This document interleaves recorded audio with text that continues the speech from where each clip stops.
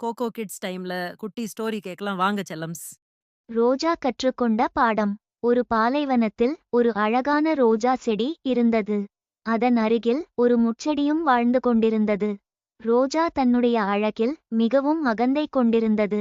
அது வாய்ப்பு கிடைக்கும் போதெல்லாம் முட்செடியை, என்னை பாரு, எவ்வளவு அழகு, நீயோ முள்ளால் ஆன தோற்றம் என்று கேலி செய்தது. பக்கத்தில் இருந்த மற்ற செடிகள் ரோஜாவை கண்டித்தனர். ஆனால் ரோஜா யாருடைய பேச்சையும் கேட்கவில்லை, தன் அழகிலேயே முழுமையாக மூழ்கியிருந்தது. அந்த ஆண்டு கோடை காலம் மிக மோசமாக இருந்தது. பாலைவனத்தில் தண்ணீர் கிடைக்கவில்லை. ரோஜா மெதுவாக வாடத் தொடங்கியது. அதன் இதழ்கள் சுருங்கி போனது. ஆனால் அதே நேரத்தில் முட்செடி ஒரு அதிசயம் செய்தது. அது குட்டி குருவிகளுக்கு தண்ணீர் தரும் மூலமாக இருந்தது.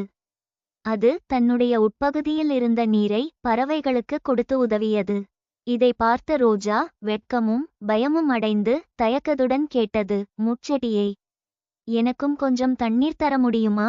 முட்செடி ஒரு நொடி கூட யோசிக்காமல், தரலாமே, எல்லாருக்கும் உதவுவதுதான் என்னுடைய பண்பு என்று சொன்னது.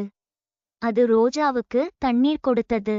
ரோஜா மீண்டும் சுறுசுறுப்பாக மலரத் தொடங்கியது. அப்போதுதான் ரோஜா வெளிப்புற அழகால் ஒருவரை மதிப்பிடக்கூடாது என்பதை உணர்ந்தது. கருத்து: ஒருவரின் தோற்றத்தை பார்த்து அவர்களின் மதிப்பை முடிவு செய்யாதே. அடுத்து உங்களுக்கு என்ன கதை வேணும்னு காமெண்ட்ஸ்ல சொல்லிட்டு கோகோ கிட்ஸ் டைமை சப்ஸ்கிரைப் பண்ணுங்க செல்லம்ஸ்.